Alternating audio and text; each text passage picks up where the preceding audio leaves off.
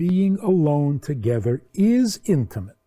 And if I don't feel it, that's my fault. I'm getting dull. Got you. I'm insensitive or whatever. But you can't fool Mother Nature. Being alone together is intimate. Holding hands is intimate. A kiss is intimate. You didn't intend it to be intimate? Well, shame on you. Camera.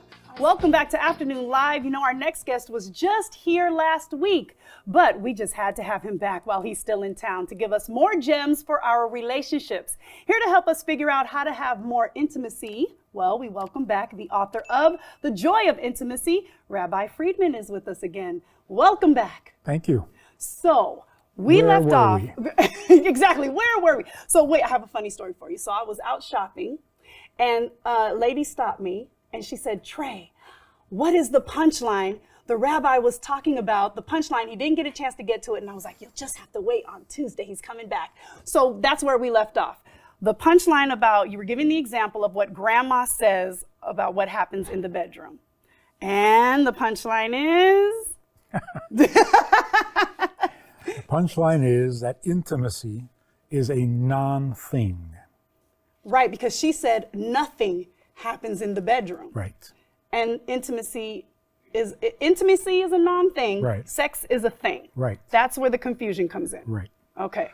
And love is a thing. You see, people marry for love. Yeah. Why is that better than marrying for money? Yeah, you touched on that last time, and I do look at money as something tangible. Yes. I can see it, I can feel it, I can spend it. Which makes it useful. Exactly. Yes. But love, I mean, you can't Spend it. you can't spend love. You can't see it, and it's not a tangible thing. But it is a thing, because you can have it or not have it, right? You can have more, you can have less. You can have it and then lose it. Oh yeah, you can definitely. Just like money. Interesting. So here's the point.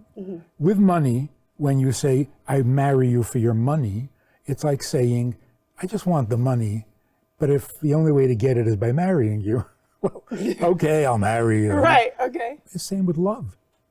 All I want is love. Right. Can't I have the love without having to put up with you? But you want the love from that person because you love them, right? You love the love. Wow. Okay. So we love love, we worship love. Yes, I agree. We die for love, we kill for love. Love is the God of our society. And you're saying that's That's killing not us. marriage. Okay. So how do you then attain true intimacy? Okay, now here's an important. The Me Too Yes. phenomenon. Some people say it's the abuse of power. Some people say men don't respect women. Those are old issues. There's something new about the Me Too thing. What's that? And that is, in the 60s, men and women agreed to lose respect for intimacy. Free love. Oh, Remember? yes, yes. Free of what? Okay. Commitment? Free of commitment, free of meaning, free of emotional involvement, of attachment. And you can't do that. Can't do that and be healthy. Intimacy is real, not a figment of our imagination. But what has happened is, nothing is intimate unless I intended it to be intimate. Now, come on. How many misunderstandings is that going to create? Oh, you intended? Well, I did. Oh, I thought, no, but... So how do you get past that? How do you get the true intimacy? So we have to define intimacy. Okay. Quick story. Woman came to our program back in the 70s, early 70s, and she was from these nonconformist, anti-establishment people, and she decided that she wasn't going to play the beauty contest. Okay. She went to the opposite extreme, neglected herself terribly. Leave it to your imagination. I got it. Bad. She wanted to speak privately. So we go into this little room that I used for an office, just big enough for two people. She was sitting near the door and she closes the door. I said, leave it open a little bit. She said, why? I said, a man and a woman shouldn't be alone in a room with the door closed. She started to sob, started to cry her heart out. And I thought I offended her or something. Right. She pulls herself together and she says, "This is the first time anyone treated me like a woman." Now, if intimacy was a subjective feeling or mood, there was nothing intimate going on here. Right, okay. Nothing. Got it. Close Nothing. the door. Do whatever. Yeah. But it's not that way. Being alone together is intimate. And if I don't feel it, that's my fault. I'm getting dull. Got you.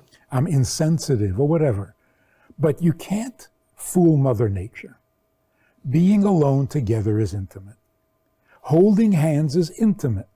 A kiss is intimate. You didn't intend it to be intimate? Well, shame on you.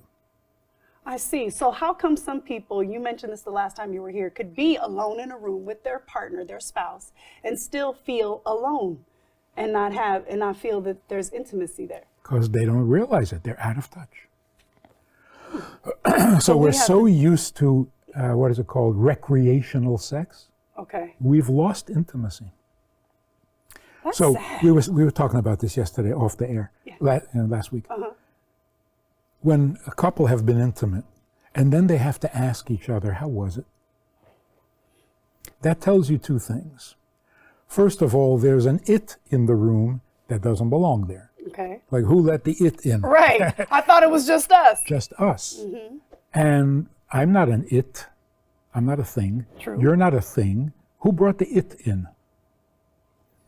Obviously, sex is an it. It's a thing. Secondly, you have to ask, Right. weren't you there? Exactly. That in and were of you? itself is an issue. Where were you? Well, you were in your own world, thinking about your own pleasure. So it becomes a performance. It creates anxiety. It creates competitiveness. It leaves you completely alone. It diminishes you. So here's the beauty of intimacy. When you are married and come home, home is a much more interesting word than love. Here's how it works. When you come home, it's where you belong. What you do there is what you should be doing. And who you're with is the one that you're supposed to be with. That is off. That is heaven. That's what we need to try to achieve. And thank you so much for coming back and shedding some more light. Really needed that. We really do. And more of it. And you have an event tonight so people can get even more. Rabbi Friedman has a speaking event. Is Religion Good for the World? Tonight at 7 at Shabbat Northeast, located at 2858 Northeast Sandy Boulevard. The information is for you on your screen. And we'll have more for you on our website as well at KATU.com. Thank you so much. Thank you. Yeah, that's good stuff. If you enjoyed this conversation or this topic, and you're looking for more information, or you want to hear it again from another angle, there is a way to do that. And that is in this book. It's all there. Order it from Amazon. You can read it, reread it, and share it.